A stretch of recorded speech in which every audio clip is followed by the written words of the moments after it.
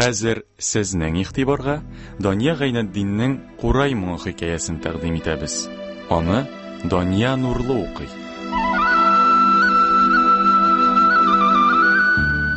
Фазыл бүген гадәттәгедән иртәрәк уянды. Әнисенең чиләк тотып сыер саварга чыгып киткәнен ишетүгә, урыныннан сикереп торды. Кесәсенә бер кисәк икмәк салып, йодрыклары белән күзләрен уып җибәрде дә, чыбыркысын өстерәп, аргы урамга көтү куарга чыгып йөгерде. Әнисе иртәнге эшләрен бетереп, Фазылны чәй эчәргә дип уятырга керсә, аннан җилләр искән иде инде.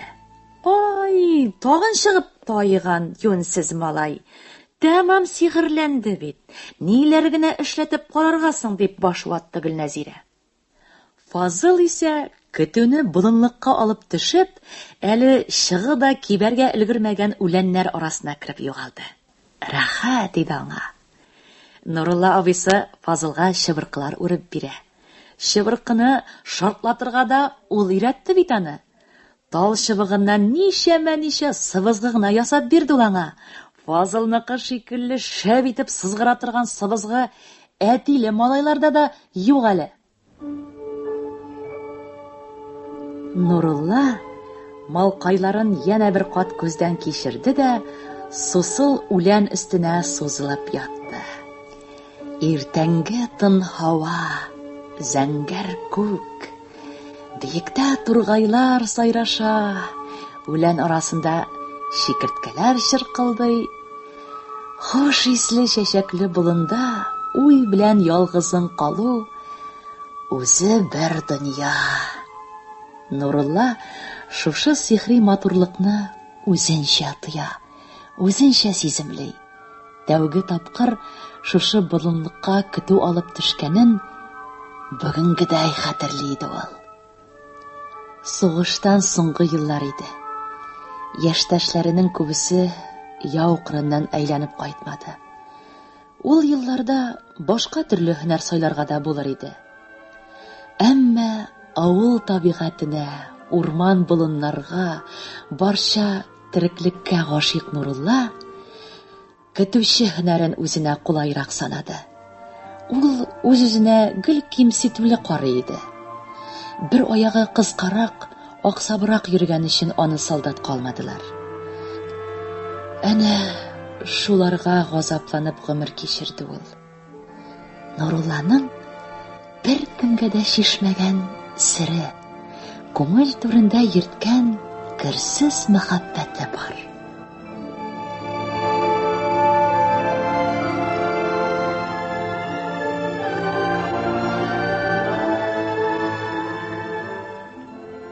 Аның уйларын бүлдереп, үлән арасыннан бер шикерткә сикереп чыкты. Зәңгәр күккә карап хыялый дөньяда йөзгән Нурулланың иреннәренә бер тамчы шык бөртеге чәчрәде. Ул бер мәлгә уйларыннан арынып, кулларын иреннәренә якын китерде. Ләкин куллар иреннәргә кагылмады. Шушы бер тамчы шык бөртеге шифа булып, Нурулланың бөтен тәненә таралып, йөрәгенә үтеп керде. Әлеге сихри матурлыкны җуймас өчен, иреннәрен кыймылдатмый гына тирә-юненә күз ташлады. Әнә аның баш очында гына бер кыңгырау чәчәге үсеп утыра икән ләбаса. Нурулла чәчәкне аз гына иеп, иреннәренә якын китерде. Чәчкәдә шык бөртеге тәме. Ул чәчкәне сак кына кошучына яшерде һәм янә иреккә чыгарды. Рәхмәт сиңа, кыңгырау чәчәк, диде ул пышылдап кына. Чәчкә аны аңлагандай аз гына чайпалып куйды.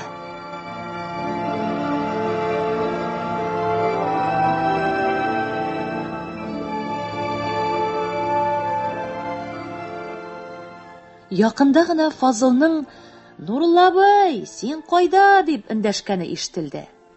«Әллә югалттыңмы?» диде Нурулла абыйсы. «Югалттым шул, Миша буйларынан да эзләдем, курка калдым, диде Фазыл. Әниеңнән сорадыңмы соң бүген, дип Фазылның җилкәсенә кулын салды Нурулла. Юк шул. Сорасаң, җибәрмиш.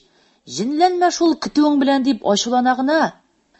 Фазыл Нурулла абыйсын нигәдер яратты шул. Аның әнисенә кайтып, «Әни, Нурулла абый минем әтиемме? Ул гел миңа улым», дип эндәшә. «Әни, әни дим, Нурулла абый минем әтием булсын яме», дип елаган чаклары да күп булды. Андый чакларда әнисенең тал чыбыгы белән сыздырып алганлыгы булмады түгел. Аннары улының мышык-мышык елаганын ишеткәч, аны алдына утыртып иркәләп куя.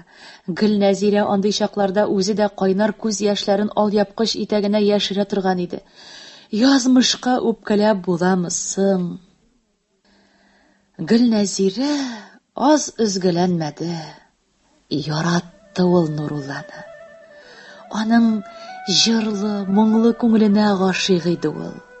Нурулла үзе ясаган курайын сыздырып җибәргәндә, Гөлнәзирәнең күңел ташкыны ярларына сыйшалмый ярсы иде.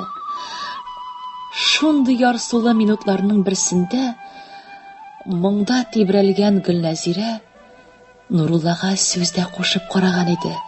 Тегесе әлеге сүзләрне мыскыллап дәшү дип кенә кабул итте.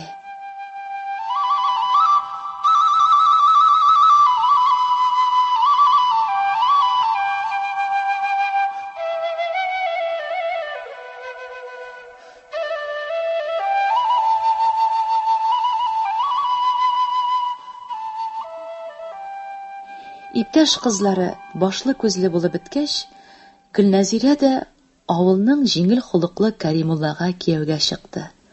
Алар бары ярты ел торып калдылар. Кәримулла сугыштан әйләнеп кайтмады. Фазыл әтисен бер генә мәртәбәдә күрә алмады шул. Нурулла да үзенең гариплегенә кимсенеп, гомере буе ялгызы яши бирде. Урамда малайларның әтиләренә сырпаланып, әти дип эндәшүләренә кызыга, хәтта көнләшеп тә куя иде Нурулла. Эх, булмады шул. Бетершик кенә кадәр генә булса да бер малай дип уфтана иде ул. Йөрәк түрендә Гөлнәзирәгә генә әйтәсе сүзләрен, керсез мәхәббәтен йөртте. Аны сиздерүдән курыкты ул. Җавапсыз мәхәббәт булып калганчы, әйтелмәгән олы, изге мәхәббәт булып, гомергә күңелдә сер булып кал дип үзен сүрелдерә килде.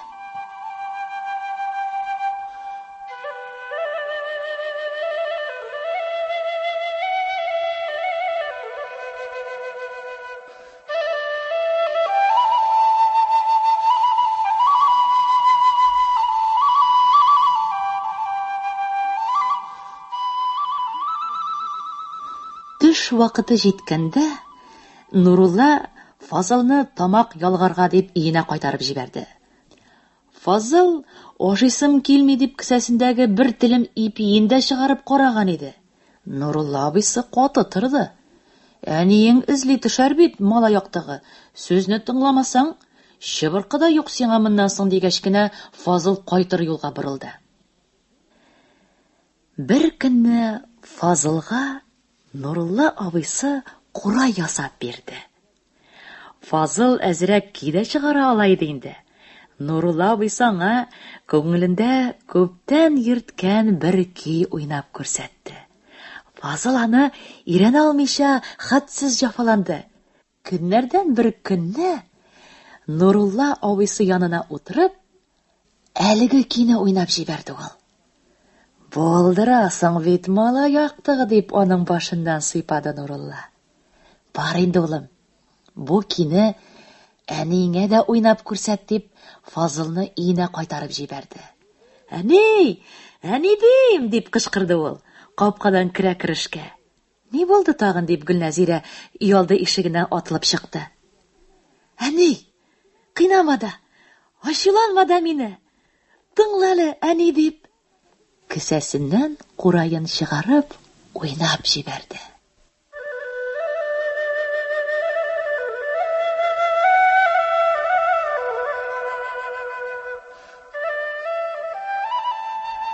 Гөлнәзирәнең йөрәге сулкылдап куйды. Бу Гөлнәзирәне Нуруллага гашыйк иттергән көй иде. Аның уйлары кыз чагына барып тоташты.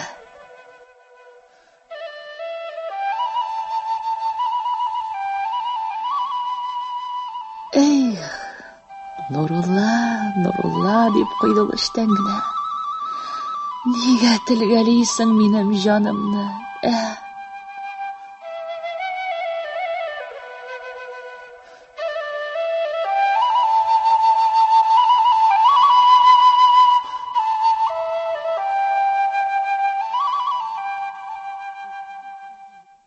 Кичке эшләрне бетереп, Гөлнәзирә Фазылны йокларга яткырды.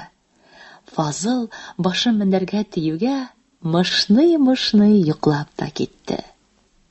Гөлнәзирә аяк очларына гына басып, улының мендәре астындагы курайны алып күкрәгенә кысты да, төнге караңгылыкта Нуруллалар йортына таба атлады. Йөрәгеннән курай моңы саркый иде.